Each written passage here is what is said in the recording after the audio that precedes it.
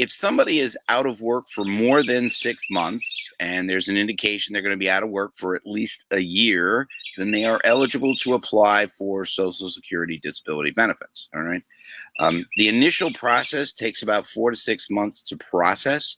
The faster you can get the records and stuff like that to Social Security, the somewhat quicker that they move. Not really, but they usually take 4 to 6 months to process the initial application.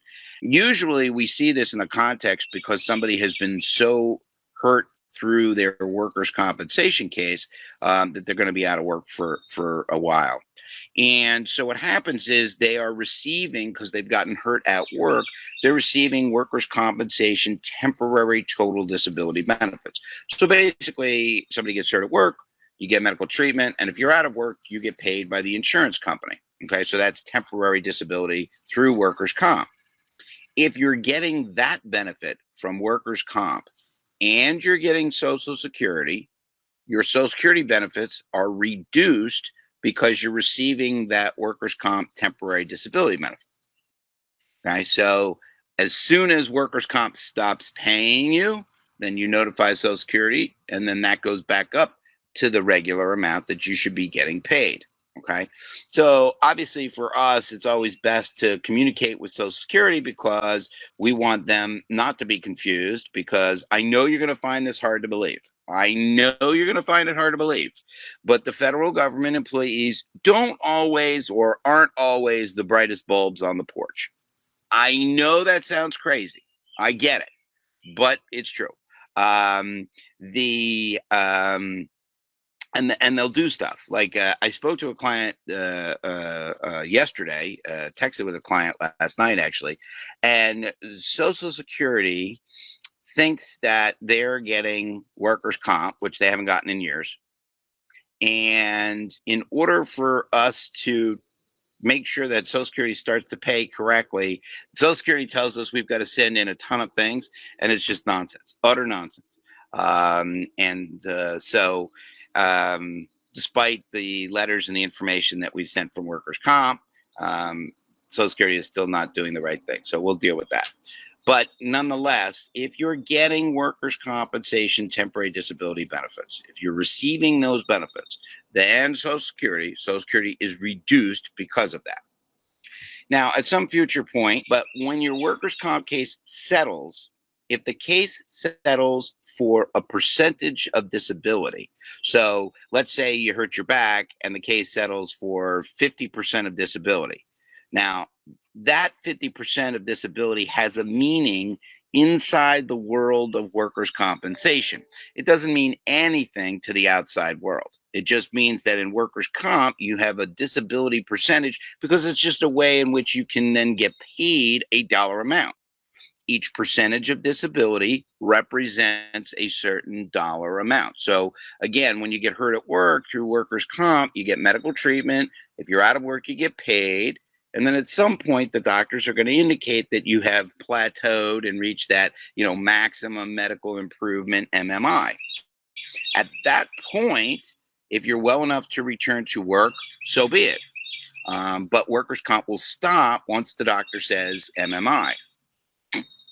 So the point is that mark, your workers' comp case will now move forward to try and resolve. So if you resolve it, it's always done by way of a percentage of disability. So if you hurt your back, it's, let's say you had surgery, it's maybe 40 or 50% of disability.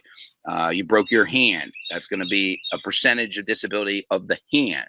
So each body part is different, but the point of the story is if your case settles for a percentage of disability, less than 100, then again, you're going to receive the full amount of money from workers' comp, but again, possibly your Social Security benefits will go down for the period of time that you receive the money from workers' compensation. So again, if you receive a percentage of disability, right, the percentage of disability, you're going to receive the full amount of workers' comp benefit, but your Social Security again would be reduced for the period of time that you're just receiving the award from workers' compensation, okay? So that's that. If you are so badly injured and you wind up getting paid total disability from workers' compensation. Okay, so in workers' comp, it's been determined you are totally disabled, 100%, then, and you're getting Social Security, then workers' comp is reduced and Social Security maintains at the higher level. So it gets a little confusing, but the biggest thing to take away from that conversation this morning is just simply that there's an interaction between Social Security and workers' compensation.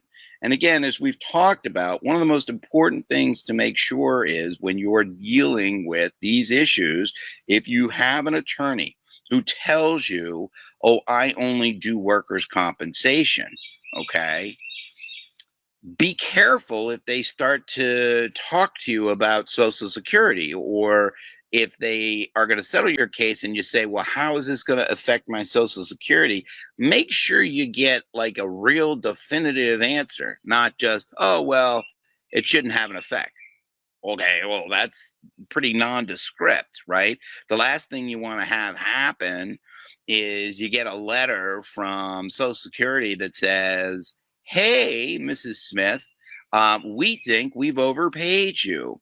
So by the tune of $10,000 or whatever the amount is. And here's what we're like you to do. Just send us a check. No worries, right? Just write it out. There's no problem. And it'll be good. Right? Obviously, that's not going to happen. But it's not the letter, obviously, you want to receive. Right? And I will tell you, right? Even in the context, as much as we communicate with Social Security for our workers' compensation clients, right? They still screw this up. Okay. So in other words, we send them a copy of the court order and the benefits don't change. And then 2 or 3 years later, all of a sudden, Social Security sends our client a letter that says, oh, gee, we've noticed that we've overpaid you. Now, if anyone out there, okay, look at me. If anyone out there ever gets that kind of letter, or you hear of someone who gets that kind of letter, do not panic. Okay. Because, and I know that's easier said than done, but don't panic. Inside that initial letter, there is a process. First of all, as long as you respond within 30 days, they will keep paying you until the issue is resolved. Okay, so you want to respond quickly. Second, there is the opportunity to request what's called reconsideration, where you actually can go and talk to somebody. You got to make an appointment for 3 months from now, but you can go talk to somebody. And you can also ask for a waiver.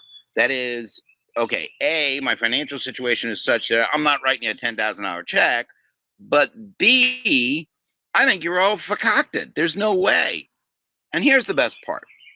Even if, as a result of the math, it's determined that they have done it correctly and that the money is in fact owed, Social Security works with you, because what they'll do is they'll take the amount of money, whatever it is, take $10,000, and they will break that up over a period of 36 months, 3 years, and they'll deduct the monthly amount from your monthly benefit until it's reimbursed. So as an example, right, if we said, okay, you're owed $10,000 and they're going to divide that by 3 years, 10,000, 36 into 10,000, whatever that is a month. Okay. Say it's, I can't do math like that. Say it's $300.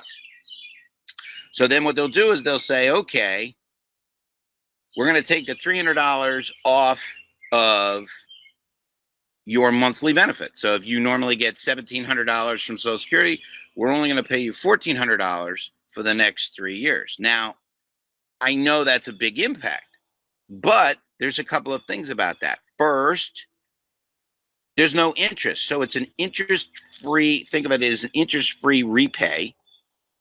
And second, you're not writing any kind of check to the federal government. So again, if you get that letter, don't panic. Now,